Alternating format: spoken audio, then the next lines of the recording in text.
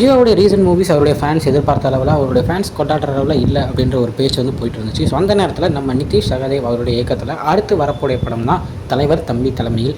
So ரொம்ப நாள் கழிச்சு நம்ம ஜீவா ஒரு காமெடியான ஒரு கதையில் நடிக்க போகிறார். ஆமாங்க, அவர் வந்து ரீசன்ட் டைம்ஸில் பார்த்தீங்கன்னாலே ஒரு கதைக்களம் உள்ள ஒரு படமாவோ இல்லைன்னா ஒரு சண்டை படமாவோ இந்த மாதிரி தான் பண்ணிகிட்டு இருந்தார். அதுவும் ரீசன்ட் டைம்ஸில் அவ்வளோ மூவிஸே வரல.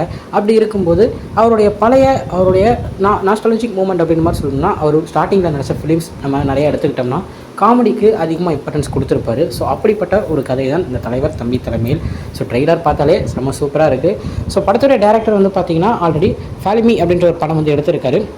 ஸோ இது வந்து பார்த்திங்கன்னா வேறு மொழியில் வந்து ஒரு படம். ஸோ அந்த படம் ஒரு சூப்பரான ஒரு ஹிட் ஆச்சு. அதுலேயும் ஃபுல்லாக காமெடியாக தான் ஒரு மையமாக வச்சு எடுத்திருப்பாங்க. ஸோ அதே மாதிரி தான் இந்த படமும் இருக்குது அப்படின்றத ட்ரெய்லர்லேயே சூப்பராகவே காமிச்சிருக்காங்க.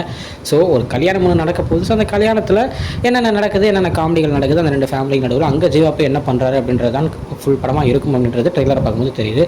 ஸோ நம்ம ரீசெண்டாக பார்த்தீங்கன்னா இப்போ நம்ம குக்வித் கோமாளியில் வந்து சர்ஜின் இவரை பற்றி நிறைய பேர் தெரிஞ்சிருக்கும், சில பேர் தெரியாமல் இருந்திருக்கலாம். இது வந்து ஒரு யூடியூப்பில் ஒரு சூப்பராக கன்னியாகுமரி ஸ்டைலில் அந்த சைடு இருக்கிற அந்த ஸ்பீச்னாலேயே ஃபேமஸ் ஆனார்.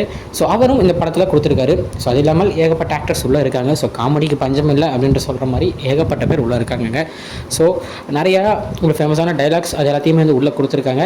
எவ்வளோக்கு எவ்வளோ அவங்களால மாதம் படத்தை கொண்டு போக முடியுமோ காமெடியாக அவ்வளோக்கு எவ்வளோ பண்ணியிருப்பாங்க அப்படின்றது ட்ரெய்லர் நல்லாவே தெரியுது. ஸோ படத்துடைய மியூசிக் நம்ம விஷ்ணு விஜய். ஸோ இவரும் பார்த்தீங்கன்னா மலையாளம் சைடு உள்ள ஒரு மியூசிக் டைரக்டர் தான். ஸோ அவரும் இந்த படத்தில் வந்து மியூசிக் போட்டிருக்காரு. ஸோ ஒரு டோட்டலாக ஒரு மலையாளம் ஒரு ஃபிலிம் கேங் இதில் நம்ம ஜீவா வச்சு படத்தை எடுத்திருக்காங்க அப்படின்ற மாதிரி நம்ம சொல்லலாம். அதாவது நம்ம தமிழ் நடிகர்கள் வச்சு எடுத்திருக்காங்க. ஸோ அப்படி பார்க்கும்போது நல்ல ஒரு ஃபீல் குட் ஃபிலிமாக இருக்கும். ஸோ படத்துக்கு நான் வெயிட்டிங்கில் இருக்கேன். படம் வந்து பார்த்தீங்கன்னா 31st ரிலீஸ் ஆகிறதா இருந்துச்சு. அப்புறம் இப்போ பொங்கல் ஸ்லாட்ஸ் வந்து கொஞ்சம் ஃப்ரீயாக இருக்கிறனால இந்த டைமே நாங்கள் வரோம் அப்படின்னு சொல்லி Jan 15 படத்தை ரிலீஸ் பண்ணுறதுக்கு பிளான் பண்ணியிருக்காங்க. ஸோ படம் Jan 15 வருது. ஸோ பொங்கல் ரேஸில் இதுவும் களம் இறங்குது. ஸோ எல்லோரும் போய் பாருங்கள். உங்கள் எல்லாத்துக்கும் பிடிக்கும், ஃபேமிலியாக பார்க்கக்கூடிய ஒரு படமாகவும் இருக்கும். ஸோ இதுதான் இன்றைக்கி இந்த ட்ரெயிலில் பார்த்தீங்கன்னா ஒரு சின்ன வீடியோ இன்னொரு வந்து பார்க்குறேன். அது வரைக்கும் உங்கள் இருப்பது உங்கள் Jaswin. Bye friends. Next video மறக்காம நம்ம சேனலை சப்ஸ்கிரைப் பண்ணிக்கோங்க. பாய் பாய்.